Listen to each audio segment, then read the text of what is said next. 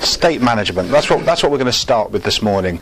And just to introduce state management and what we mean by state management. State management is basically our physical and mental state at any particular time. So it's whether we're feeling confident or not confident, it's whether we're feeling a bit scared or whether we're feeling up for what we're going to do and the challenges that face us ahead. So it's basically the way that we are at any particular time. And what we're going to do this morning is we're going to explore state management, and we're going to explore how states are created and how we hold states within ourselves. We're going to get the chance to explore some of the states that we have so that we get a better understanding of some of our own states. And we're going to look at ways where we can tap into that resource, because the fact that states are within our body mean that in theory, once we're very familiar with them, we can tap into them at any time that's appropriate. So thinking back to some of the operating beliefs of NLP, one of the operating beliefs is that we have all the resources that we ever need within us. So for example, if we were doing something new and for the first time and we were a bit anxious about it, well, there has been a time previously where we've been confident. So if we can tap into that confident state and bring it to the present time, then that would be a very useful thing. Emotions affect our states as well. So whether you're happy, whether you're feeling a bit sad, whether you've had good news or bad news, they affect our emotion, they affect our states as well. And all of these happen, and all of these states happen because of basically the chemical and the electrical activity that's going on within our heads. But there's something else that's very important as well, because we've got this chemical and electrical activity going on, but also we label these things, because what happens is that the states and the way that we are affect our physiology.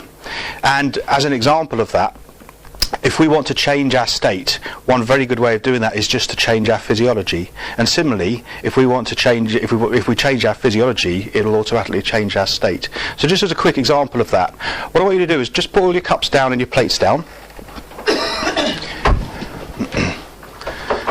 Okay, and I just want you to sit up in your seats and just look down at the ground. And on a scale, imagine there's a scale of 0 to 10, okay? And I want you to think of something, perhaps something you don't like, or something that causes you to be a bit unhappy. There'll be something that you can think of in the past, but something that's maybe about 4 or 5 out of 10.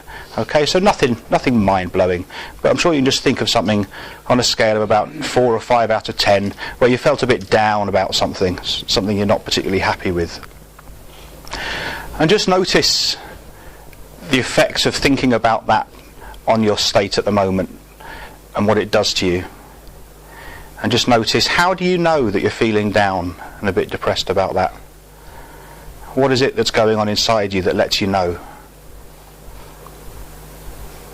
And the chances are it's going to be different for different people.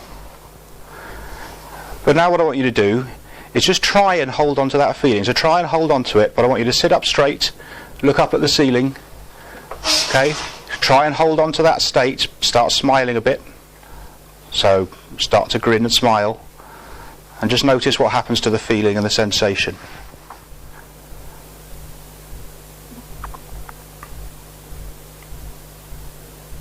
Okay, so what have you noticed? Nothing? Hard to hang on to it. Yeah, I can hold the thought in my head still. You couldn't hold the thought in your head? Yeah. Okay, and you couldn't hold the thought in your head either? Okay, what other people? What did they experience? I was thinking, no, weather's affecting me, I could feel the light. God, cheered you up a bit. Okay, so one of the lessons there is that actually part of the state that we're in, the mental state that we're in, is our physiology, the way that we hold our body. And if you remember again, one of the other operating beliefs of NLP, our minds and our bodies are part of the same system, and one affects the other and the other affects the one. So if we want to change our state, one really good way of doing that is to change our physiology. And what we're going to discover a bit later on this morning is actually a lot of our states are linked very much to the way we hold ourselves physically. So if we want to get into any one particular state, if we can learn what that physiology is of that state, it's very easy for us to move into that state at will, which is really, really useful. So really all we're doing when we're thinking about what a state is, we've got this electrical and chemical activity going on inside our heads, we've got some emotions going on, but then we put a label onto that. So if we think about a time, maybe you can imagine a time when you're on a roller coaster, you're at the theme park, you're going up and down all the big rides, and you've got that real feeling of excitement going on in your body, and you've got chemical reactions going on, you've got electrical impulses going on in your head, and you're having an absolute hoot. It's brilliant, the experience. And then all of a sudden you hear a great big crack from underneath somewhere. Now, your state will change very, very rapidly from one of intense excitement and ecstasy to one of fear. But really what's happened, in that split second, you've still got the same electrical and chemical activity going on in your head, but what you've done is you've relabeled it in some way as well. So about what states are is taking in information around us and putting a label on it. So that means that each state that we have is individual to us as well. So a state of excitement for me will feel different to a state of excitement for you and for you and for you and for anybody, and similarly to all the other states. And so when we say to somebody, oh well, I'm feeling a bit anxious, remember our own models of the world that we had yesterday? Well, somebody feeling anxious in their model of the world will have different feelings and sensations going on throughout their body to me, for example, and to you. So how do we learn about these states? How do we get into the states in the first place? Do you remember yesterday we talked about generalizations as well? So we talked about the fact that if something happens, we can associate something with that, which means that when we're in that situation again in a future time, we'll associate the same thing. So we've learnt how to be in a particular state.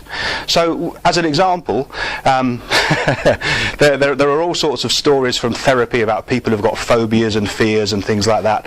And there's one story I can remember about this chap who went to a therapist because he had a phobia of fish.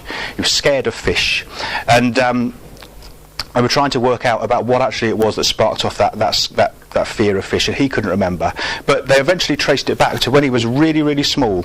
He was about 2 or 3 or 4 years old, but he was in bed. It was about 6 or 7 o'clock at night, and he was just fallen asleep, and his dad had been out all day fishing, and he hadn't seen his dad, but he was been quite looking forward to his dad coming back, but eventually he just fell asleep because he was too tired.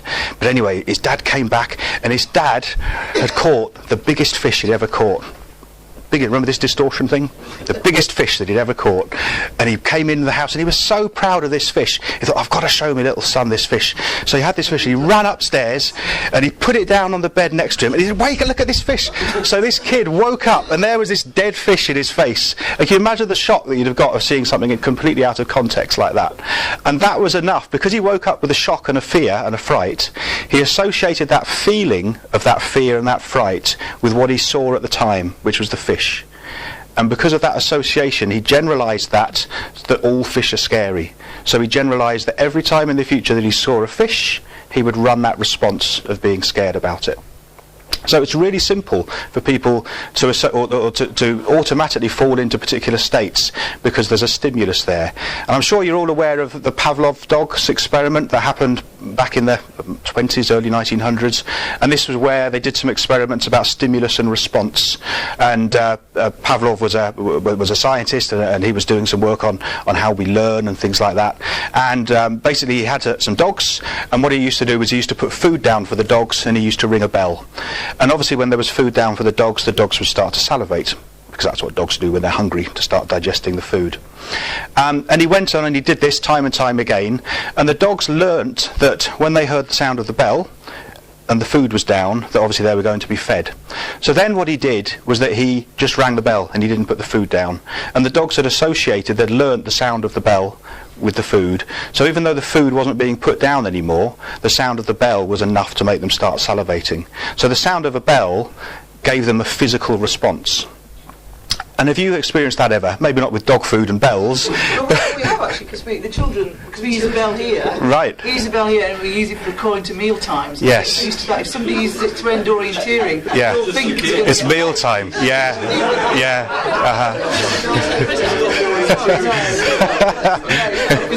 It's not